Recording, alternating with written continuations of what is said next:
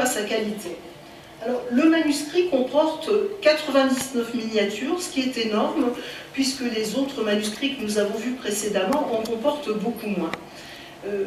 Ces 99 miniatures en l'état actuel, on voit dans cette page qu'à la trace de peinture que Patricia est en train de vous montrer, qu'il manque 2 feuillets, dont est la preuve cette trace qui nous montre une ancienne miniature qui est aujourd'hui absente. Alors, ces miniatures sont insérées dans le texte de façon différente.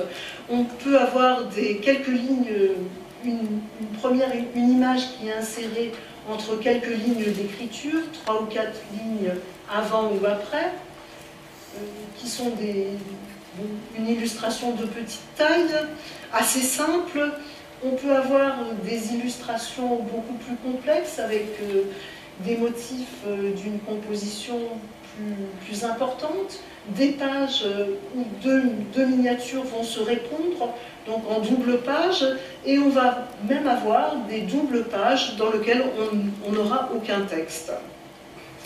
Alors, une des particularités de ce manuscrit, c'est qu'il possède un colophon. Donc, le colophon qui se trouve dans les manuscrits arabes, toujours à la dernière page. Donc, j'ai oublié de préciser pour les gens de l'assistance qui ne seraient pas familiers aux livres arabes que, comme vous avez pu le voir, les ouvrages en arabe se lisent à l'envers des nôtres, de la droite à la gauche et de haut en bas, et donc le colophon se trouve à la fin de l'ouvrage, donc ce qui correspond en Occident au début des codex.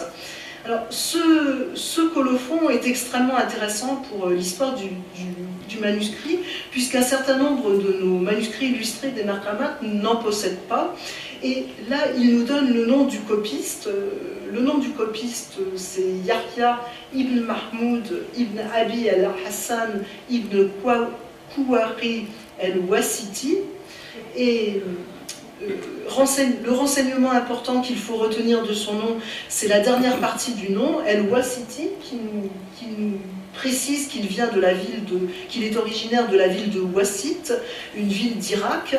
Et l'autre renseignement, c'est que ce copiste a fait la copie de ce manuscrit pour l'écriture, donc il emploie le mot rat, qui signifie en arabe à la fois écriture et calligraphie, et pour les illustrations, le mot souar, et la date, le soir du samedi, 6e du mois de Ramadan de l'année 634, donc en 1237 de notre ère chrétienne.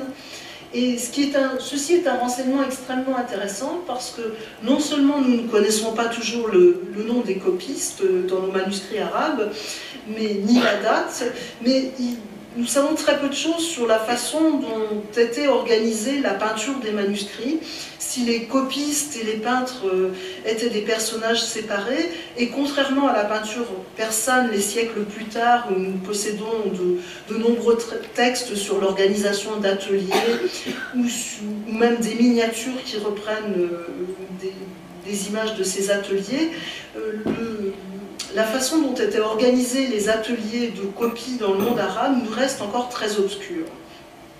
Alors, on ne sait rien donc de ce El-Wasiti, on ne sait rien de la façon dont il a travaillé, on ne sait pas s'il a travaillé à partir de modèles de manuscrits qui seraient aujourd'hui disparus, ou s'il était un créateur de génie, et si c'est à lui seul qu'on doit toutes ces miniatures qui nous ravissent donc toujours. D'El-Wasiti, nous connaissons un autre manuscrit qui est également à la Bibliothèque nationale, et ce manuscrit qui a été copié en 1251 est sans illustration. Donc c'est quand même excessivement peu de renseignements sur le manuscrit. Alors, si on se penche sur l'historique du manuscrit, on voit qu'on connaît très peu de choses de son histoire. Il n'y a aucune mention qui figure sur le manuscrit lui-même, sinon quelques mots qui sont totalement indéchiffrables à la première page. Son histoire, peut-on dire, commence à son arrivée à la bibliothèque. Le livre est arrivé à la fin du XIXe siècle. Il appartenait à la collection de Charles Scheffer, qui est né en 1820 et mort en 1898. Ce diplomate orientaliste a été pendant de longues années dans l'Empire ottoman, où il exerçait les fonctions de traducteur. Ensuite, il occupe la chaire de persan à l'école des langues orientales à Paris, et il y occupera plus tard les fonctions d'administrateur puis de président. Cet érudit, éditeur de nombreux textes persans, va acquérir pendant ces longues années en Orient, pendant près de 50 ans, de nombreux manuscrits arabes, persans et turcs.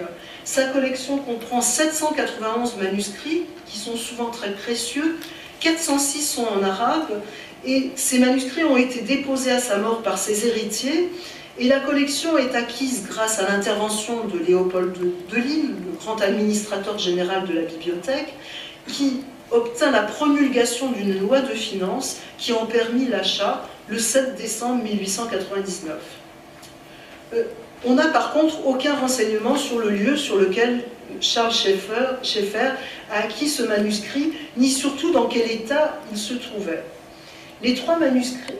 Ce manuscrit ainsi que les deux autres marramates ont été exposés en 1938 dans une grande exposition consacrée à l'Iran qui s'appelait « Les arts de l'Iran, l'ancienne Perse et Bagdad », exposition à la Bibliothèque nationale, et ils ont été montrés, ce qui constitue quelque chose d'assez épouvantable pour notre époque. Ils ont été montrés entièrement démontés, exposés sur des panneaux où ils étaient regroupés par groupes thématiques comme vue de la vie quotidienne, vue de la vie religieuse. On sait également par la lecture des registres du service restauration qu'ils sont entrés plusieurs fois donc, au service de restauration en 1939, 1941, 1942 et 1943, où ils ont été remontés, donc les pages démontées ont été remontées sur onglet, donc on peut voir ici, et où surtout la reliure qui orne désormais le manuscrit a été faite, puisqu'on ne connaît pas la reliure d'origine, et d'où date cette reliure qui à l'époque était considérée comme une reliure d'art à décor mosaïqué. Donc je vais maintenant laisser Patricia nous parler du travail qu'elle a fait, du travail plus technique sur l'examen physique de ce manuscrit, travail que nous avons commencé l'année dernière et qui est plus une ébauche de travail qu'un travail réalisé et pour lequel nous espérons pouvoir continuer encore à travailler pendant de longues semaines.